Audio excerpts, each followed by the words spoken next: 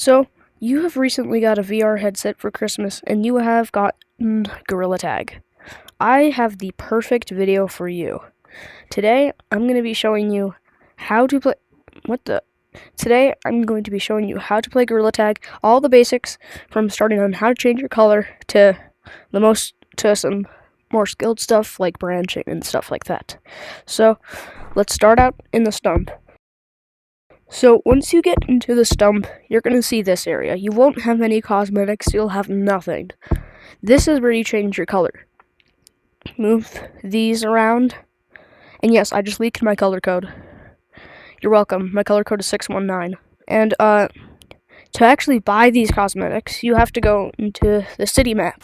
So when you first play Gorilla Tag, you'll come over here, and it'll say your shiny rock counter right here. It's going to always say 500, so I'm going to show you cosmetics that are free, always. So depending on the update, so this is the GT5 update, there are free badges that you can use. The most bought things are the party hat and the sweatband for only 500. You can also buy a badge for 500, but honestly, it's not really worth it since you can get a drippy hat. So once you get your cosmetic or cosmetics, you can head over here, and now if you want to see what you look like with your cosmetics, you head over to the mirror over here, and then you can look at yourself like this. And then if you like it, you go over here, hit select, and then it's going to say, do you want it? Yes. And then, yes, I need it. And then you'll buy the cosmetic. Now you just change your name at the computer. You hit the down arrow until it says name, and then your name would be a gorilla in 4 numbers, or it would just be gorilla. And then what would happen is you would just type in whatever you want. And I recommend don't put in your real name. Don't put in like your birth name. Don't put in anything that's actually real. You don't want anything that could potentially get you banned, because you can get banned in Gorilla Tag. If you break any of these rules, you can potentially get banned. First, you want to learn how to run. So for practice, you want to go from this wall all the way over to the campfire. That's the best way to learn, but you can find other ways if there's other things out there that isn't a campfire. So the best way to learn how to run is that you always seem to so what new players seem to do is they like to bounce super high, and because you think that when you hit off of the ground, you're going to go way faster, but that doesn't help at all. What you really want to do is sometimes putting your arm like this can help. You want to actually move your arms forward, like parallel to the surface. So you don't want to hit up. You want to hit like this. It's kind of like if you were moving to the side like this. You know how you would move to the side? Now you just move forward like this. Sometimes moving sidewards like this can help. And then after a little bit, you'll get used to it, and then you can start going like this, and then you can get faster. Now, these are the famous double walls. Now, on the double walls, the one thing that you really need to learn is where your hitbox on your monkey is. So your arms and your fingers don't have any hitbox. So you see I can put my fingers through until about here. Now I'm touching the surface. It's because your fingers don't have anything, and your arms also go right through the wall, which can allow you to do this. Except we're not going to learn anything like that. We're going to learn how to pinch climb.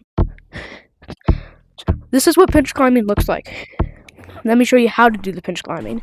So you have to basically grab onto the wall with both your hands. Most people think of it as hugging. When you're hugging the surface, you want to hit more down. People say you have to hit up, but that won't really help you go any higher. So I'm going to give you the best explanation on how to get better at this. When you're hugging, you want to push yourself more in towards the wall. You don't want to accidentally yank yourself backwards like that. You want to hit more just down and to the surface. So you don't want to actually go straight up. After a little bit, you can start doing that, but you just want to practice going more towards the wall to get better, and you still want to go a little bit up. And that's what can get, and then once you're good at that, you can start learning how to wall bounce. If you're having trouble with pinch climbing, finding yourself going backwards, the only thing you're doing is that you're launching yourself backwards. Remember how I said in the video you want to push yourself in, kind of? It's also helpful to move your arms in like little circles like this, which wall bounce is very similar. It's basically just the opposite of pinch climbing. It's more just like you want to hit pretty hard off the walls. You want to hit down, but once you hit too far down, you can just go forward, or you'll not make it far enough and you'll find yourself going down. You also don't really want to wait to start going. You need to practice getting that rhythm in, and then after a little bit, you'll get used to it and you'll be good at it. What you're doing with wall bouncing, if you're messing up and going like forward like this, is that you are hitting yourself forward. So you can either try your best to hit up, hit down, and then keep going straight like this. But sometimes if it just keeps happening, you can actually just turn in real life. Like let's say, oh no, I'm turning around, and then oh no, I'm going like this again. You can go back and forth of just spinning your monkey until you're at the top. Now you want to learn how to juke. Juking is very important when someone's teaching you. This is one of the easiest jukes ever. It's going to look something like that. So how to do it, you want to phase your arm through, because remember, your arm doesn't have a hitbox. And then once you're about here, you have to move your body. Sometimes it's better to move your body in real life, and you want to yank yourself backwards. Now, for a little bit, you can go really fast and go like that.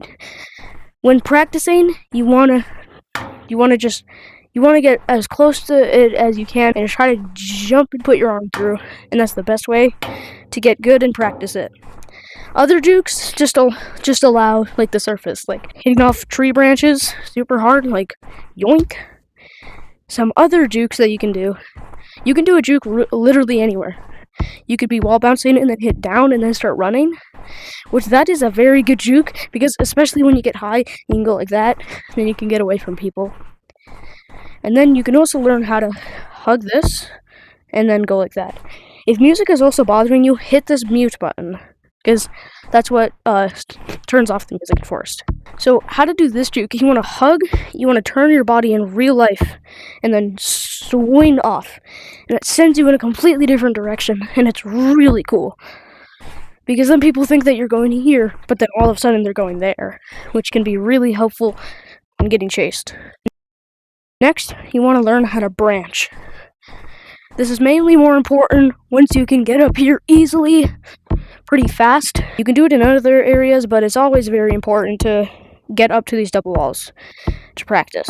The best tree branch to start at is this one right here. You want to jump to this one from the right plank right there.